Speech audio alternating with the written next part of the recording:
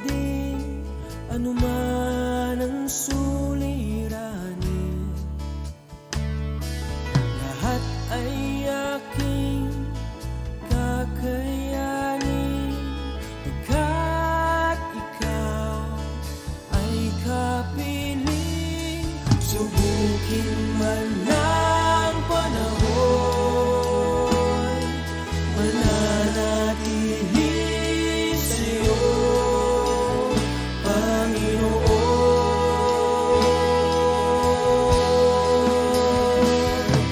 Walang alinlangang maglilingkod, walang pangambang sa'yo ay susunod.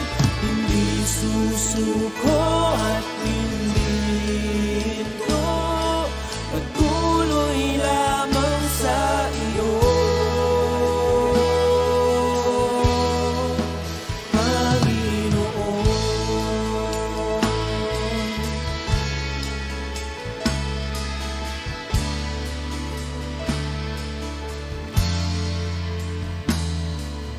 Ikaw ang aking paglilingkuran, kahit saan dalhin. Ikaw ay lagi kung susundin anuman ang suliranin. Lahat ay aking kakayanin, pagkat ikaw ay kapiling. Subukin man ng panahon, mananatili sa'yo, Panginoon.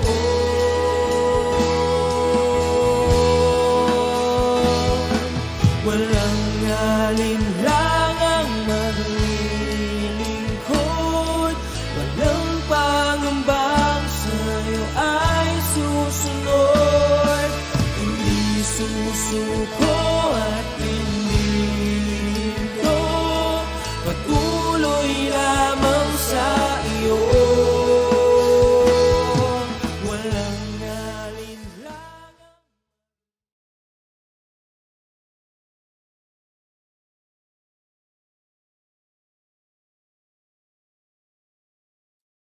Amen. Good morning pong muli sa bawat isa.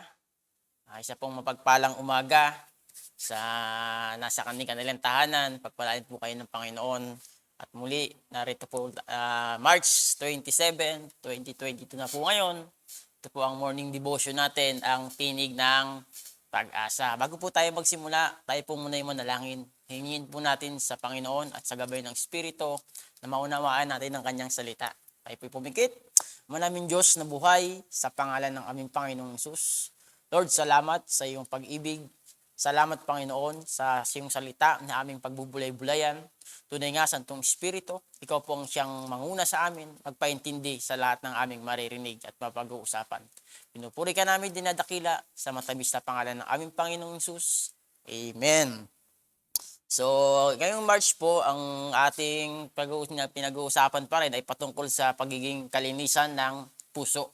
Amen. So, ang pag-aaralan po natin ngayon, mga magulang, mga kapatid, is how to maintain a pure heart. Yan. Paano ba ma-maintain? Diba? Paano mo mapapanatili yung kalinisan ng ating mga puso? Kasi kung minsan, ang puso natin, minsan nadudumihan yan. Kasi ilang araw ka sa labas eh. 'Di ba? Ilang araw ka sa labas, Lunes hanggang Sabado.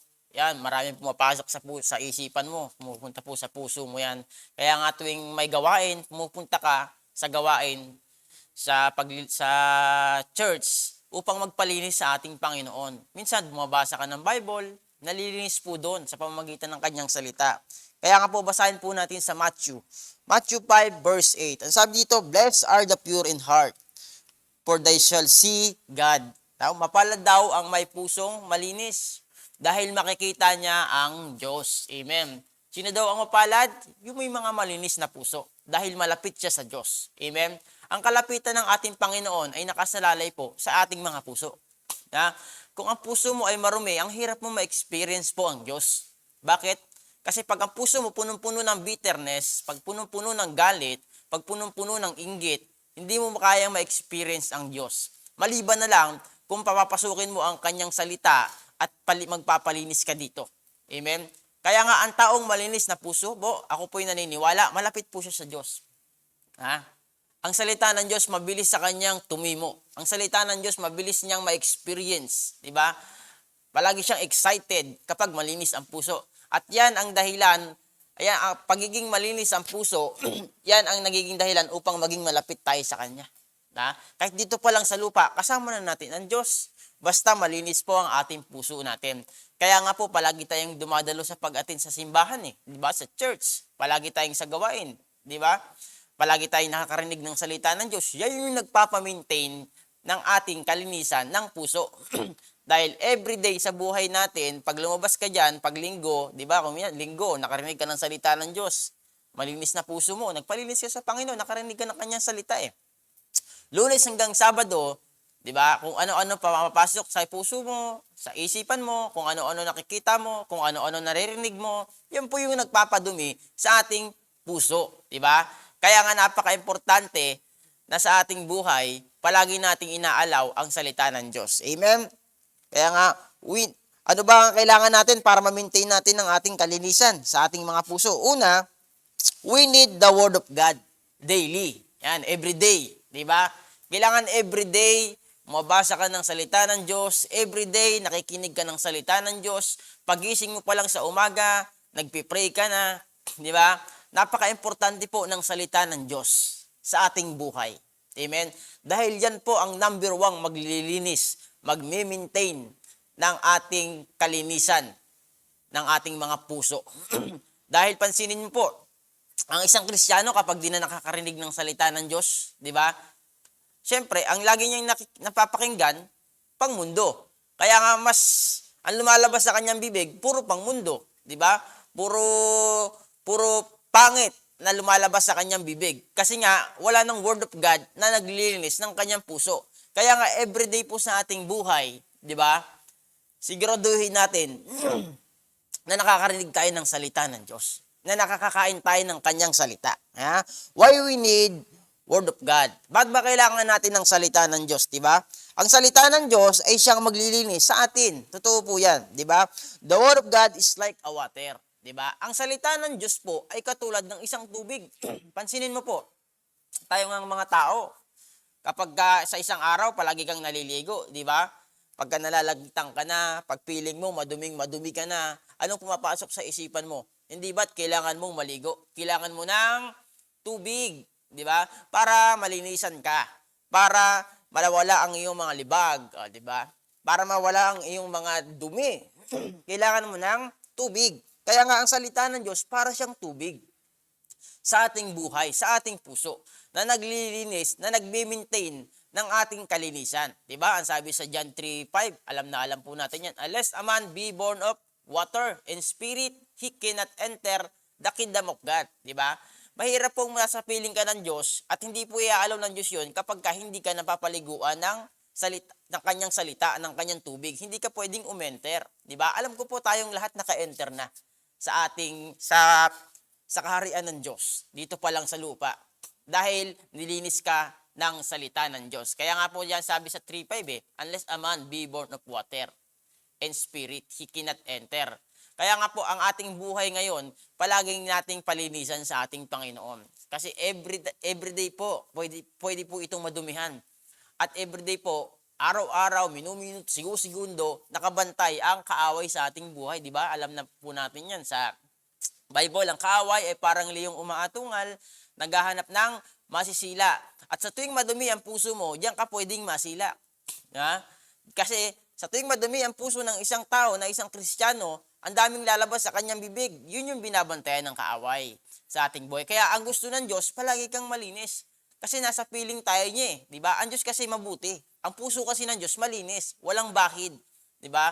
Walang bahid ng kasalanan. Kaya ang gusto ng ating Panginoon, habang tayo nasa piling niya, gusto niya malinis ka. Amen. Malinis ang puso mo, malinis ang intention mo, malinis ang pananampalataya mo, malinis ang motibo mo, gusto mo ma-experience, makapiling ang ating Panginoon sa pamamagitan ng kalinisan at pag-maintain nito. Amen? Pansinin niyo po sa inyong mga tahanan, sa inyong mga bahay, kahit anong linis mo sa bahay, di ba? Minsan nadudumihan pa din. Kaya nga panay ikaw, panay linis ka. Di ba? Minsan pag magugulo pa yung ating mga anak, nagkakalat yan, linis ka na naman. Tabi ka na naman ng mga kalat. Di ba? Punas doon, punas dito, walis doon, walis dito. Ganun din sa buhay natin. Di ba? Palaging gustong linisin ng Diyos. Kasi ang puso ng tao po talaga kasi, talagang ito ay minsan nagkakasala. May mga pangit na bagay, na salita na pumapasok dyan. Kaya ang gusto ng Diyos, palaging ilabas yan. Palaging linisin ng kanyang salita. Walang iba kundi ang salita ng Diyos. Amen? Ano ang panlinis sa dumi? Yun nga po, syempre tubig. Walang iba kundi tubig. Na ang tubig, na ang salita ng Diyos ay hinalintulad niya sa tubig. Kaya nga, sa ating buhay, palagi mong i-allow ang sarili mo, na ilagay ang sarili mo, iupo ang sarili mo, na kung saan magbasa ng salita ng Diyos, makinig ng salita ng Diyos, dahil sabi sa Bible ang pananampalataya ay dumadating sa bunga ng pakikinig ng salita ng Diyos. Di ba? Ang salita ng Diyos ang siyang maglilinis sa atin everyday, kahit matagal ka ng Kristiyano. Di ba? Kahit 10 years, 5 years, 15 years, 20 years ka ng Kristiyano, kailangan pa rin ng tao ng salita ng Diyos. Bakit? Nasa mundo ka pa. Di ba? Nasa mundo pa tayong ibabaw, na kung saan, kasi ang attachment natin sa mundo is malapit. Bakit? Sa lupa ka kasi kinuha Di ba? Kaya nga, tinasabi na ng Diyos yun sa Romans, do not conform to this world. Kasi ang ating flesh na pangangatawan is malapit ang attachment sa mundo. Kasi nasa mundo pa tayo. Kaya nga ang gusto ng Diyos, palagi nating marinig ang kanyang salita. Palagi natin marinig, ma-experience ang kanyang paglilinis sa ating mga buhay, sa ating mga puso. Na kung saan, kapag malapit ka sa Panginoon, ang sabi sa ating tin, di ba? Mapalad ang may malinis na puso. Kasi makikita nila ang Diyos. May experience nila ang Diyos. Every day sa kanilang mga buhay, may experience natin ang Diyos sa pamamagitan ng kalinisan. At ang magme-maintain po talaga ng ating kalinisan ng ating puso, di ba? Ang Diyos talaga. Hindi si brother, hindi si sister, hindi si pastor, hindi kung sino-sino man. Ang makapag-maintain po talaga niyan ng kalinisan niyan, walang iba kundi ang Diyos. Bakit? Siya po kasi ang lumikha ng ating puso. Alam niya kung paano linisin yan, di ba? Alam niya kung paano i-operate yan. Alam niya kung anong mga bagay na kailangan ayusin dyan. Alam niya kung anong mga bagay na dapat ilagay dyan. Kasi po, siya ang lumikha niyan. So, saan tayo pupunta kapag madumi tayo? Di ba? Kapag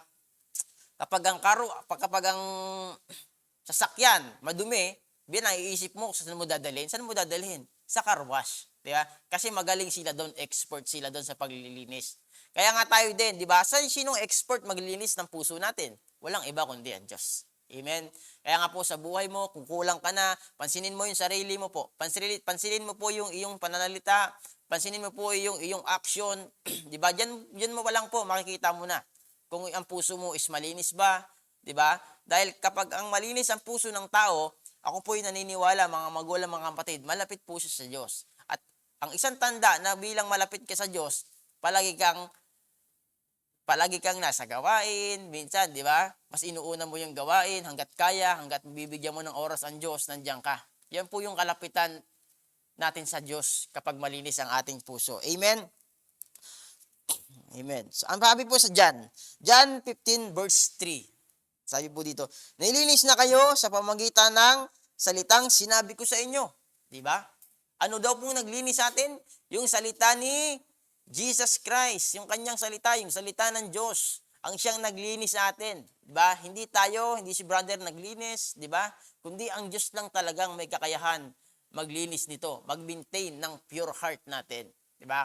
Kasi ako po'y naniniwala, pwedeng madumihan ito. Diba? Kapag wala ka na sa presensya ng ating Panginoon, makukurap po ito ng mundo. Diba? Ang magiging laman ng isip ng puso mo, diba? Kapag hindi ka na dumadalo, diba? Kaya nga po, yung mga hindi dumadalo dyan, ini-invite ko po kayong baling dumalo na sa atin, maluwag na. Para po ang puso natin mapalinis. Diba? Minsan, hindi, natin naman ako sa live stream Pero mas maganda pa rin po ang personal. Amen? na pagdalo, pakikinig ng kanyang salita, turo sa kanyang mga anak na lingkod na ginagamit. Kaya nga po sa ating buhay, ayan, sa 3, nilinis na kayo sa pamamagitan ng salitang sinabi ko sa inyo. Nilinis na ang puso mo kapag palagi kang nakikinig ng kanyang salita. Napaka-importante po talaga sa buhay ng tao ng kanyang salita. Napaka-importante sa buhay ng isang Kristiyano nang may nagsasalita sa kanya. 'Di ba? May nagpapayo sa kanya. May nagsasabi sa kanyang ito ang dapat mong gawin. Makinig ka sa salita ng Diyos, 'di ba? Napaka-importante po sa buhay natin yung ating mga mentor, yung ating mga bishop, yung ating mga pastor, yung ating mga leaders. Napaka-importante din po yung pagdalo. Kahit sino po yung tumatayo diyan, 'di ba? Napaka-importante po na mapakinggan natin yung salita ng Diyos. Bakit kung minsan hindi mo na ma-experience ang salita ng Diyos? Kasi minsan familiar ka na eh. Nagiging familiar tayo sa salita ng Diyos. Ang puso natin, minsan nahaluan na ng kagalingan. Ako, magaling ako eh. Katulad ng tinuro po ni Bishop kahapon. Di ba? Pag yan, pumasok sa puso ng isang tao, na isang Kristiyano, na palagi na lang minsan sinasabi niya, mas magaling ako sa ganyan, mas magaling ako sa ganyan, kay ganyan. Di ba? Hindi mo na masyado ma-experience ang salita ng Diyos. Wala nang revelasyon, wala nang kurot, wala nang tusok. Di ba? Ang salita ng Diyos sa buhay niya. Kaya nga napaka-importante po mga magulang, mga kapatid, na palaging malinis ito eh. Di ba? Bakit kaya puso ang tinitignan ng Diyos, hindi ang ating mga gawa? Kasi ang unang niyang pinairal, di ba, ang kanyang puso. Di ba? Sa John 3:16, for God so loved the world that He gave His only begotten Son. Kaya nga, ang puso ang pinaka-importante sa lahat na pinapananahanan ng ating Panginoong Diyos, na Panginoon natin. Na kung saan, diyan nakasalalay sa puso mo. Di ba? Yung iyo, di ba? Out of the abundance of the heart, the mouth speak. Kung ano laman ng puso mo, yun ang sinasabi mo. Kapag si Kristo laman yan, kapag ang Diyos ang laman yan, kapag ang salita ng Diyos ang laman yan, yan ang lalabas sa bibig mo. Yan ang ikapamumuhay mo. Yan ang iakto mo. Yan ang gagawin mo. Kasi nga, salita ng Diyos ang nandyan.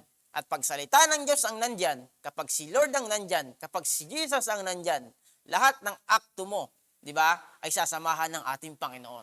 Di ba? Sasamahan ng ating Panginoon po yan. Ako po yung naniniwala. Ang kanyang salita ay siyang naglinis sa ating mga puso't isipan. Ang sabi po sa Hebreo 10 verse 22, kaya't lumapit tayo sa Diyos, di ba?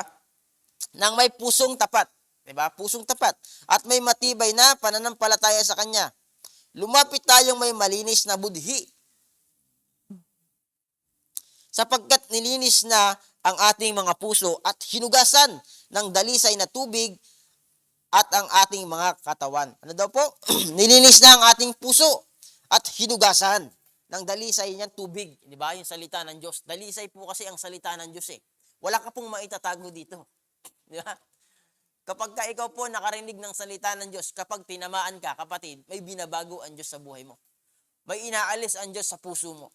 Na gusto ng Diyos ng palitan ng mga mabubuting bagay, na magagandang bagay, na ang magandang bagay na ito is ang salita ng Diyos. Kaya nga ang sabi dito, lumapit tayong may malinis na puso. Hindi ka pwede kasing katagpuin ng Diyos kapag marumi puso mo. Subukan mo pumunta kay Presidente Duterte, marumi ka. Baka doon pa lang sa pinto, hindi ka na mapapasukin. Pag para kang taong grasa. Hindi ka pwede pumasok doon sa Malacanang. Kailangan presentable ka. Kailangan malinis ka. Nagpabango ka, di ba? Kailangan maganda ang postura mo pag-haharap ka sa presidente. Ganon din sa Diyos. Hindi pwedeng haharap ka sa Diyos. Hindi pwedeng mananalangin ka sa Diyos na may dumi ka. Hindi ka po pwedeng sasagutin ng Diyos. Hindi po ba? Kaya nga po sa ating buhay, napaka-importante ng kalinisan ng puso. Dahil pag lumapit ka sa Panginoon, hindi ka niya pwedeng sagutin kapag may mga kasalanan o may karumihan dyan. Kaya nga, di ba, sabi sa Bible, di ba, bago ka maghandog sa Panginoon, pag alam mong merong kasama ng loob sa iyong kapwa, iwan mo muna yung handog mo, makipag-ayos ka. Di ba? Ganun ang Diyos. Sa ating buhay, napaka-importante, nahaharap ka sa Diyos, malinis ang puso mo, tama ang intensyon mo, tama ang motibo mo. Ang motibo natin ay walang iba kundi ang sundin ng salita ng Diyos, di ba? Ang salita ng Diyos ay kailangan manahan dito sa ating puso, hindi dito sa isipan. Di ba? Hindi sa ating mga puso. Kailangan sa puso. Dahil kung ano ang laman ng puso, sabi sa Bible, di ba? Siya ang lalabas sa bibig mo. Di ba? Kaya nga po, pag humarap ka sa Panginoon, katulad ng in-example ko kanina, hindi ka pwedeng humarap sa mga tao. Di ba? Pwede naman. Kaya lang, at sasabihin sa'yo ng mga tao, ang dumi naman ito sa isipan nila. Di ba? Hindi ka presentable ang iyong postura sa ating Panginoon din, di ba? Kailangan ang postura ng ating puso is maayos. Kaya nga sabi diyan, nilinis ang ating puso at hinugasan ng dalisay na tubig ang ating mga katawan. Sa mga tuwid, kapag si Kristo ay tinanggap mo, kapag si Kristo ay nasa puso mo, di ba? Sino mang nakipag-isa na kay Kristo, bago nang nilalang. Wala na ang kanyang dating pagkatao. Bago na siya, di ba? Kaya nga nakakaharap na tayo sa ating Panginoon. Dahil sa kanya rin gawa. Dahil sa kanya rin paglilinis sa atin. Amen? Ang totoo lang po mga magulang, mga kapatid, makasalanan naman talaga tayo eh. Di ba? Sabi sa Bible lahat ng tao nagkasala. Ginapos sa kalwatian ng Diyos. Di ba? Hindi tayo karapat-dapat talaga na humarap sa Panginoon. Di ba? Na kung saan ang Diyos dahil sa kanyang malinis na puso, malinis na intensyon, di ba? Gusto niya ang tao makaharap muli sa kanya. Sa pamamagitan ng di ba? Ng kanyang puso, pinadala niya ang kanyang kaisa-isang anak, para ang tao luminis sa pamamagitan ni Kristo. Kasi si Kristo ang salita Sabi sa John 1:1, di ba? Ang Diyos ay salita, di ba? Kaya nga the more na bumabasa ka ng salita, the more na nakakinig ka ng kanyang salita, nalilinis po tayo diyan. Di ba? At wag mo pong sabihin, matagal na akong Kristiyano, malinis na ako. Di po pwede 'yun. Di ba? Di po pwede 'yun. Kahit matagal ka ng Kristiyano, sa Bible nga may nagkasala pa Di ba? Kasama na ni Kristo. Sino? Si Judas. Kasama na po ni Jesus Christ 'yun. Si Pedro nga nagkasala pa di ba? 3 beses niya itinatwa di ba? Anong nagbabalik sa kanya? Si Kristo din. Si Kristo po kasi ang salita, di ba? Napaka-importante po sa buhay ng tao yung salita ng Diyos. Napaka-importante po sa buhay natin si Jesus Christ. Dapat siya po ang nakaupo sa ating puso, hindi ikaw, hindi yung material na bagay. Amen. Kaya nga po ang pangalawa natin, 5 bagay lang po ito. Always pray. Palagi kang manalangin. Yan po yung makakapag-maintain sa kalinisan ng ating puso. Yung pagtawag sa Diyos. Yung pagsasabi sa Panginoon, Lord, ganito po ang ginawa ko, ganito po ang aking gagawin, samahan mo po ako. Sinasabi mo sa Panginoon. Huwag kang magpanalangin, Lord, bigyan mo ako ng ganyan, bigyan mo ako ng ganito, gusto ko ng ganito, gusto ko ng ganyan. Huwag ganun ang ipanalangin mo. Ang ipanalangin mo, yung mga bagay, yung mga gagawin mo sa buhay, na samahan niya. Di ba? Kasi minsan, pag nananalangin tayo, wag nating palaging, pag nananalangin ka, palagi kang humihingi. Na-experience niyo po ba yan? Palagi kang humihingi, Lord, ganito po, bigyan mo ako ng ganyan. Mali po yun. Ang palagi mong sabihin sa Panginoon, nasamahan ka niya, naingatan ka niya, nailayo ka niya, di ba, sa gawa ng kaaway. Di ba? Naproteksyonan ka niya, nabalutan ka niya ng banal mong dugo. Na ang anghel palagi niyang ipasama sa atin para hindi mabahiran ng pagkakasala ng mundo. Na ang ating isipan ay pagharian niya. Na ang ating puso ay panatiliin niyang malinis. Dapat po ganun ang ating panalangin. Di ba? Na kung minsan, dapat ang ating panalangin patungkol sa ating mga kapwa ng kaligtasan ng ating mga mahal sa buhay. Di ba? Huwag kang hiling ng hiling palagi ng Lord, pagyamanin mo ako. Hindi mangyayari yun. Ang gusto muna ng Diyos na ibigay sa ating mga buhay, kapatid, spiritual muna, di ba? Bago mo ma-experience yung mga bagay-bagay na lumilipas. Kaya nga sabi sa Bible, balik tayo, di ba? But seek ye first the kingdom of God and His righteousness. In all these things shall be added to us, di ba? Ang Diyos naman talaga mag-a-add siya ng mga bagay sa atin, ng mga things na ating kailangan. Kailangan mauna muna yung kanyang kingdom, di ba? Yung kanyang kaharian, di ba? Yung kanyang katwiran, yung kanyang kabanalan. Huwag kang pray ng kung ano-ano mga bagay, di ba? Ang totoo, alam ng Diyos yan. Ako nga po, alam ng Diyos lahat ng aking pangangailangan. Alam ng Diyos yung desire ng puso ko. Diba? Kaya nga, ang makapag-maintain sa atin, yan, Yung una, salita ng Diyos. Kapag ikaw tumigil na sa pakikinig ng salita ng Diyos, kapag ikaw tumigil na sa pag-atay ng salita ng Diyos, pansinin mo yung sarili mo. Napapalayo ka na sa ating Panginoon. Di ba? Nakukurap na yung puso mo ng mundo. Kasi ayaw mo na eh. Dalawa lang naman yan eh. Pag ayaw mo na sa salita ng Diyos, di ba? Ano na yung gusto mo? Di pang mundo na. Di ba? Kaya nga, ang magbe-maintain talaga niyan, yung una, yun, Word of God. Pangalawa, palagi kang manalangin. Di ba? Wag po nating aalisin sa buhay natin yan. Dahil sa pamagitan ng panalangin, napapakilos ang kamay ng Diyos upang tayo ay linisin. Amen? Nakasalalay pa rin talaga sa mababasa mo. Pag nakabasa ka, ay, nilinis na pala ako ng Diyos. Di ba? At pagkatapos mong magbasa ng salita ng Diyos, manalangin ka. Di ba? Ipanalangin mo yung mga bagay na gusto mong maalis sa buhay mo.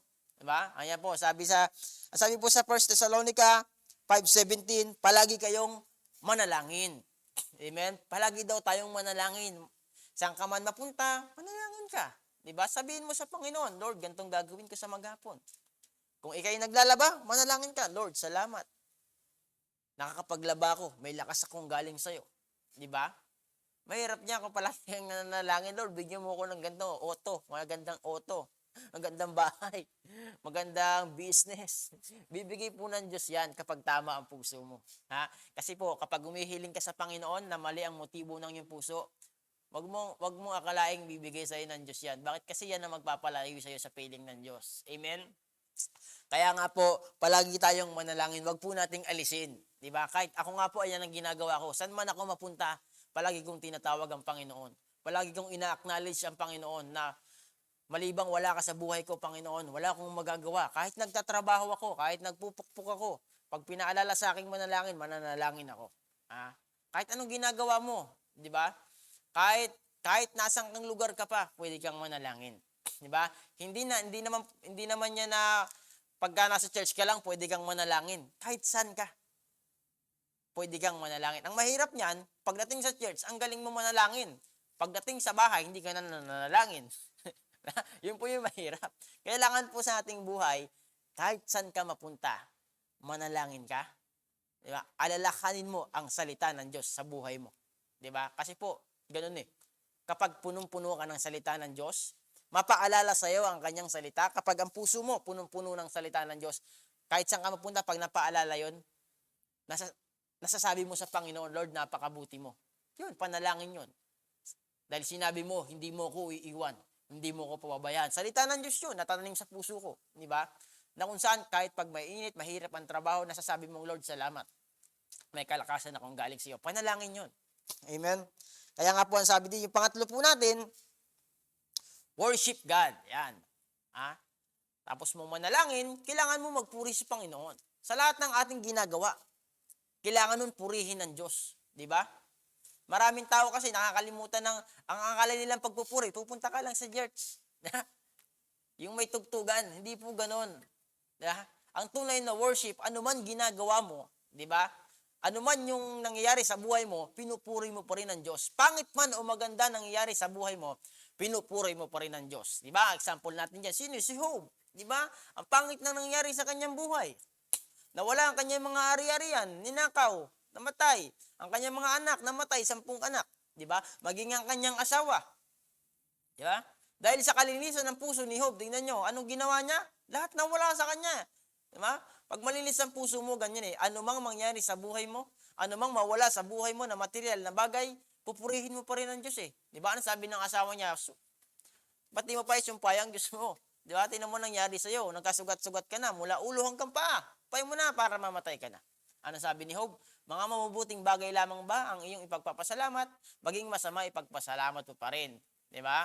Hubad akong lumabas, ang Diyos ang nagbibigay, ang Diyos din ang bumabawi. Di ba? Purihin ang Panginoon. Winorship niya pa rin, pinuri niya pa rin ang Panginoon sa kabila ng kanyang nangyayari. Di ba?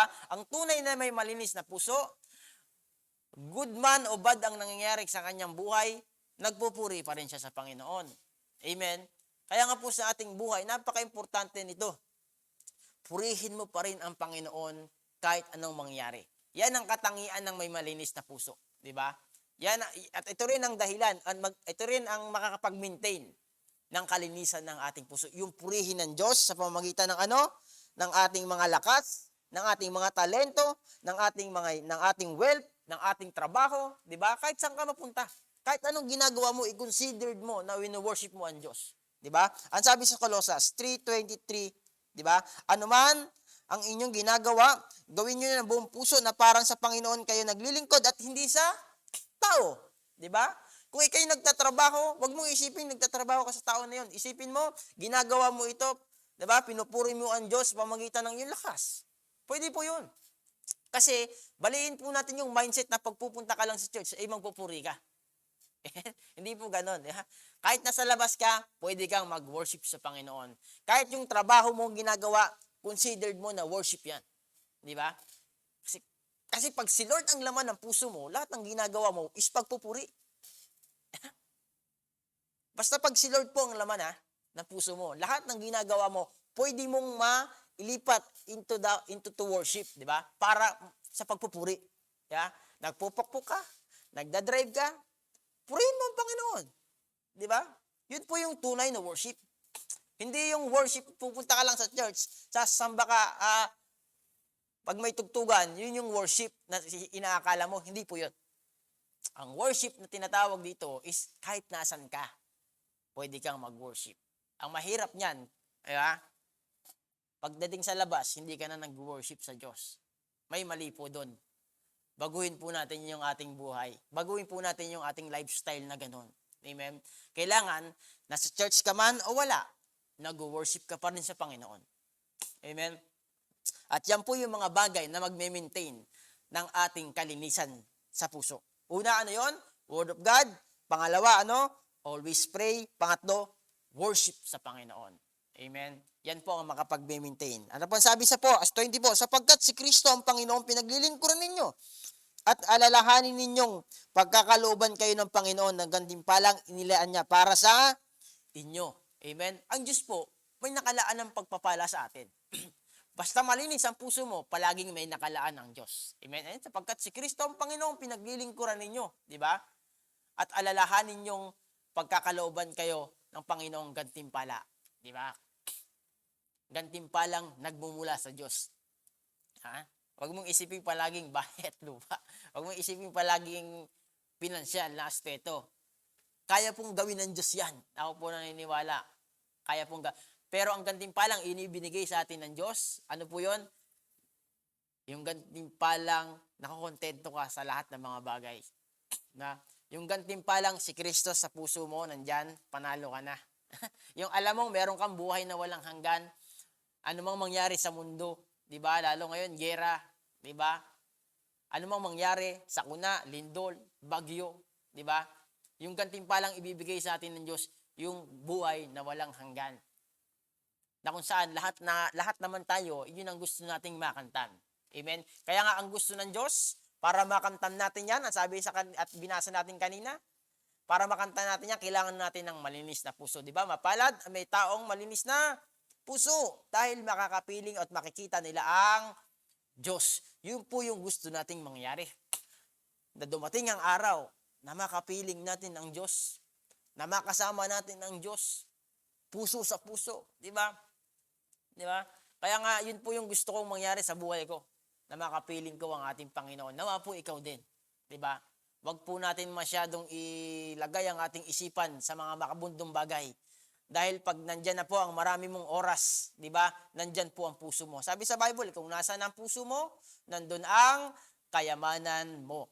Amen? Kaya nga pag ang puso mo nasa mundo, yan ang yaman mo. Pero pag ang puso mo nasa Lord, na kay Jesus, si Lord ang yaman mo. At pag si Lord ang yaman mo, walang hindi kayang gawin. Diba? At walang yaman na kung saan hindi kayang gawin ng Diyos. Amen?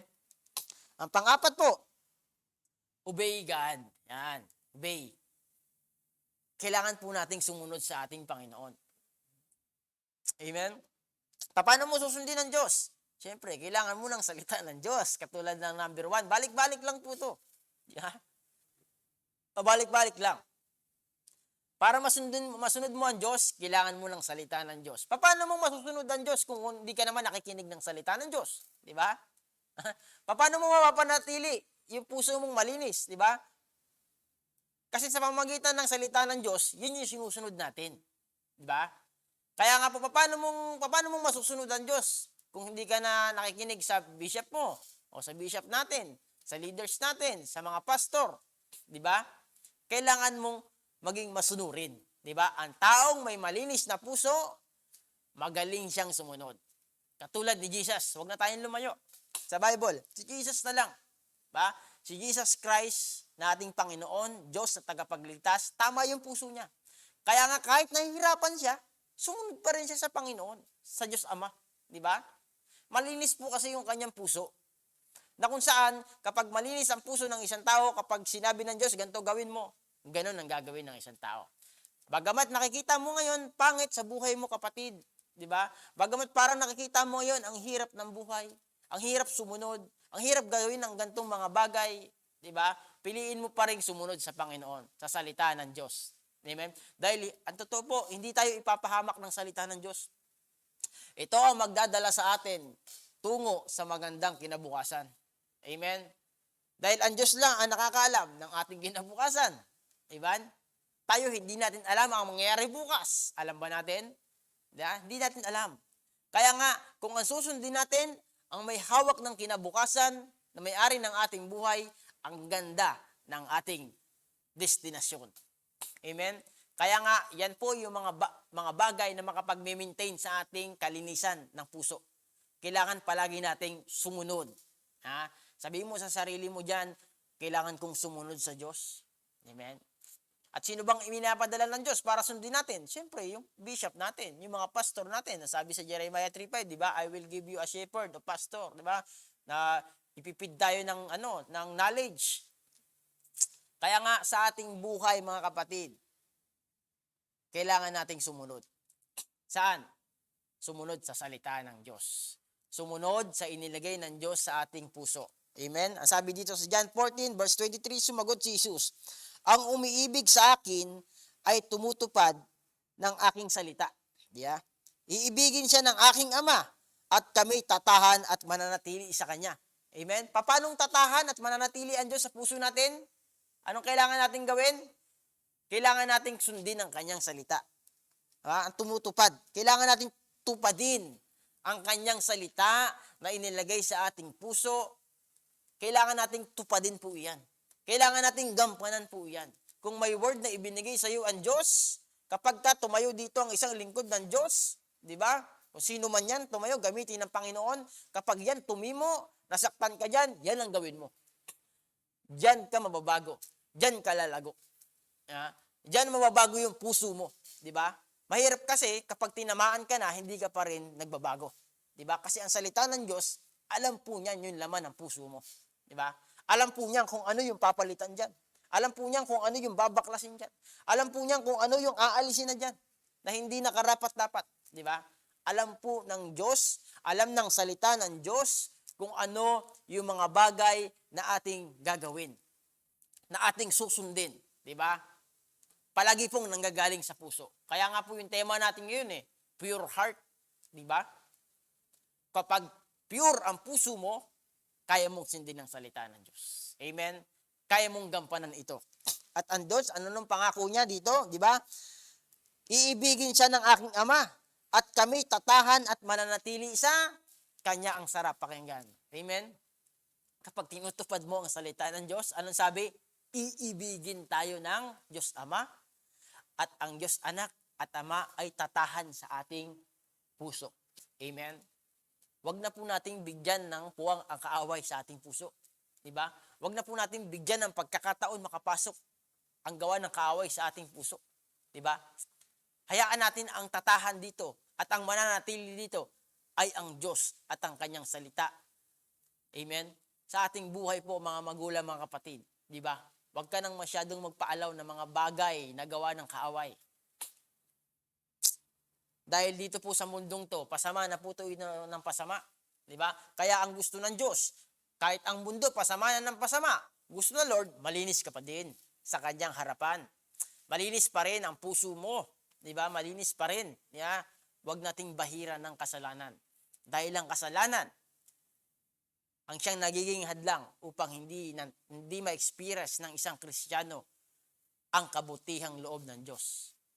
Kaya nga po, napakasarap sa piling ng Panginoon habang ikay naglilingkod, habang ikay nagpapatuloy, habang sinusunod mo ang kanyang salita, di ba?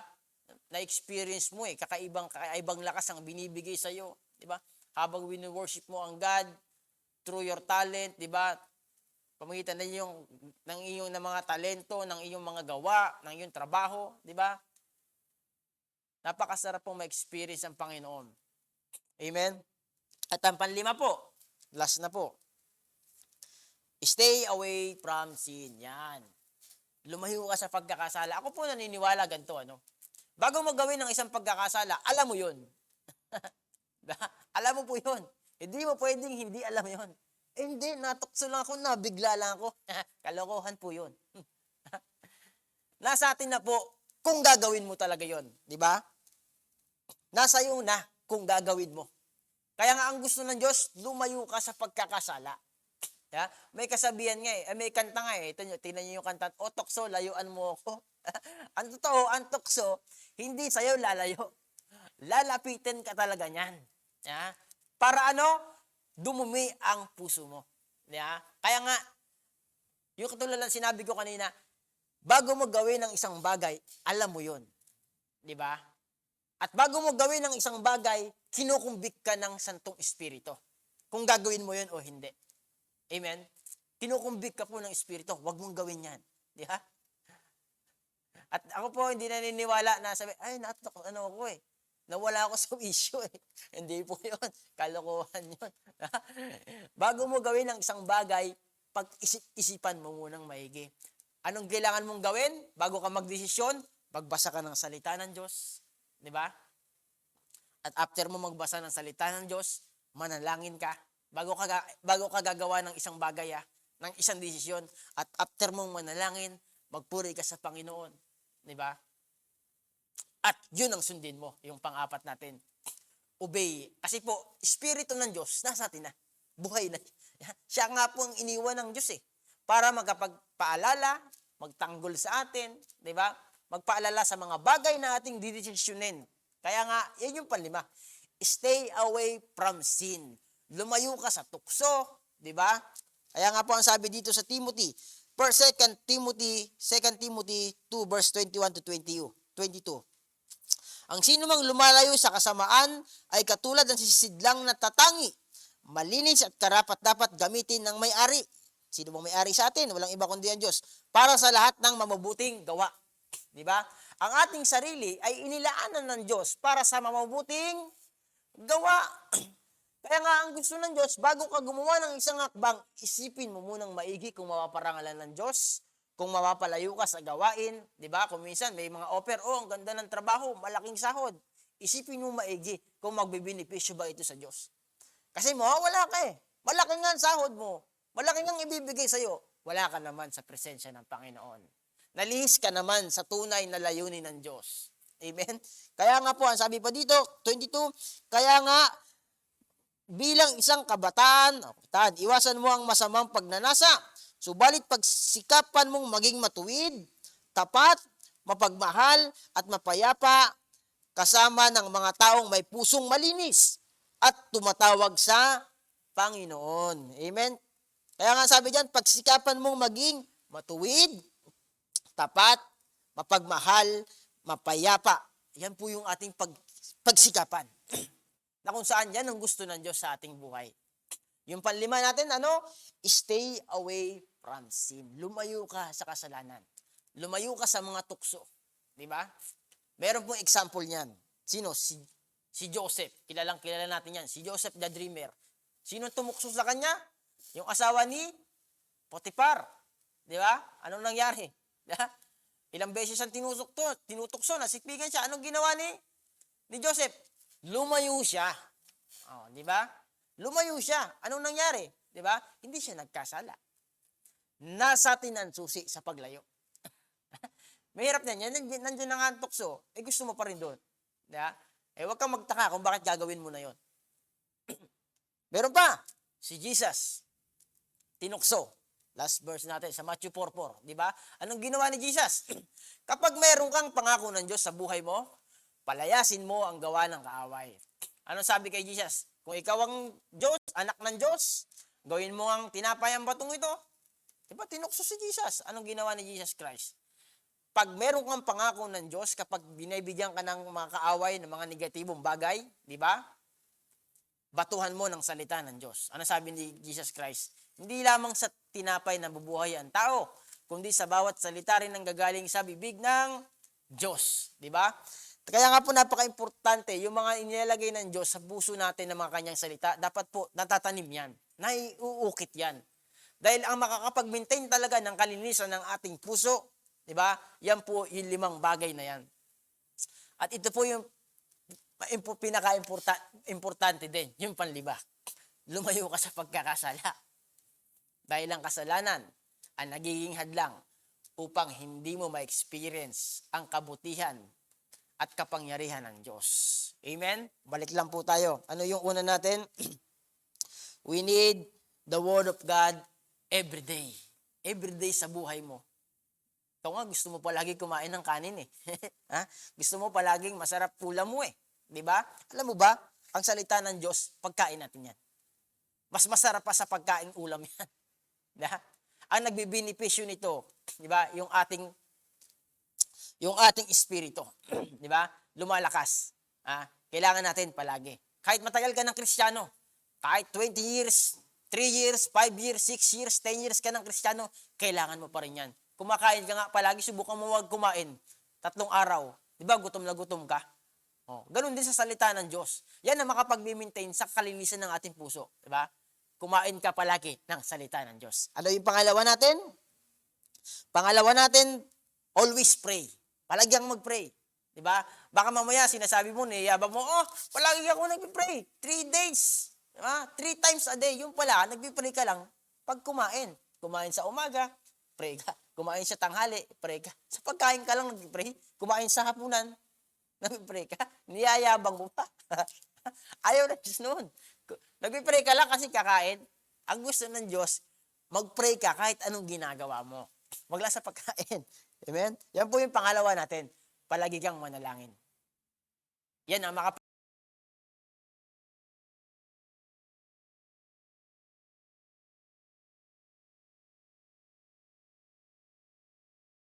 sa lahat ng ginagawa mo, parangalan mo ang Diyos. Sambahin mo ang Diyos dyan. Diba? Yan po ang makapag-imitate. At pang-apat, obey God. Diba? Kapag tama ang puso, magaling kang sumunod sa kanyang salita. Kapag tama ang puso, walang hindi kayang sundin. Bagamat pangit nakikita mo ngayon, bagamat parang akala mo walang mararating, bagamat parang akala mo nakikita mo mahihirapan ka, sumunod ka lang dyan. Dahil ang gusto ng Diyos, sumunod ka. Dahil sa likod niyan, may magandang nakahanda, nakaabang para ma-experience natin ang kabutihan ng Diyos. Kasi si Kristo, ang pangit naman talaga ng kanyang nakita sa Getsemani, di ba? Hirap, sakit, sugat, suntok, tadyak, mura. Hirap nun. Nakita niya. Kaya nga halos ang tumulong luha sa kanya halos dugo na. Di ba? Pero sa likod nun, ito na nga po, may buhay tayo na walang hanggan. Di ba? Ganun palagi ang tignan natin sa pagsunod sa Panginoon. Bagamat araw mo, akala mo mainit. Minsan, ikaw lang nag-iisa, humahayo. Minsan, parang akala mo, hirap na hirap ka na. Kapatid, huwag kang sumuko. Huwag tayong sumuko sa pagsunod, sa paglilingkod sa ating Panginoon. Dahil sa pamagitan ng ating pagsunod, diyan natin lalong ma-experience ang ating Panginoon. At ang panlima, yung huli natin, stay away from sin. Lumayo ka. Ulitin ko, bago mo gawin ang isang bagay, alam mo yan. Alam mo po yan, kapatid. Di ba? Bakit ko sinabing alam mo yan? The Spirit of God is with us na. Nasa atin ang Espiritu ng Diyos. Ang sabi dyan, na magpapaalala sa atin. Nagagabay sa atin. Di ba? Kaya huwag mong sabihin, nabigla ka lang. Hindi na po uso yun. Hindi na uso yung nabigla ka lang. Dahil alam mo, bago mo gawin ang isang bagay. Kaya nga po, bantayan natin palagi ang ating puso. Amen? Kaya nga po, muli, may natutunan po sana tayo sa ating mga bagay na yan. 5 bagay po yan na ilagay natin sa ating puso, sa ating buhay. Di ba? na makapag-maintain ng kadilisayan ng ating puso. Muli po, magandang umaga at tayo po'y pumikit at manalangin. Ama namin Diyos na buhay sa matamis na pangalan ng aming Panginoong Hesus at sa pakikipisan ng Santong Espiritu, salamat sa iyong salita. Salamat Panginoon. Tunay nga o Diyos na ang iyong mga salitang aming napag-aralan, nabanggit, nawa ito'y tumimo sa aming puso Panginoon at upang ma-maintain namin ito Panginoon, gawin namin ang 5 bagay na ito. Lord, salamat. Sa iyo ko po tinitiwala, O God, ang aming buhay, ang buhay ng bawat isa na nakikinig, nakinig, Panginoon, sa iyong salita. Pagpalain mo po sila, Panginoon. Tunay nga, O Diyos, na ikaw ang kumilos sa kanilang buhay. Sila man may karamdaman, in the name of Jesus. Lord, pinapadaloy ko ang kagalingan. At kung sila man may kakulangan, in the name of Jesus, ikaw po ang mag-provide sa kanilang pangangailangan. Lord, tunay nga, O Diyos, na ikaw po ang maging hari at maglinis ng kanilang puso. Salamat, Lord. At kung may mga nanghihina man, Panginoon, ang kanilang puso ay masyado nang nakukurap ng mundo, Lord, in the name of Jesus, palitan mo po ng iyong salita ang kanilang puso, Panginoon. Paghariin mo ang kanyang kapayapaan sa kanilang isipan, sa kanilang buhay, at pagpalain mo po sila sa pangalan ng aming Panginoong Hesus. Amen and amen. Amen po. Good morning. Mamaya po ang Thanksgiving night natin, Speak Life. Mamaya po yan, 7 p.m. Muli, good morning, mapagpalang umaga, pagpalain po kayo ng Diyos. Amen.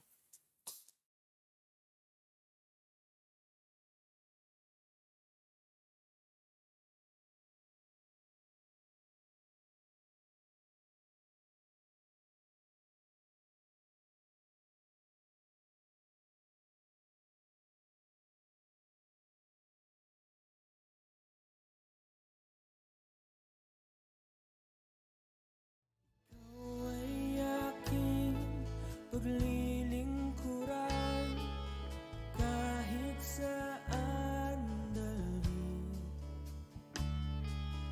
Ikaw ay lagi kong susundin, anuman ang suliranin. Lahat ay aking kakayanin, pagkat ikaw ay kapiling. Subukin man ang panahon,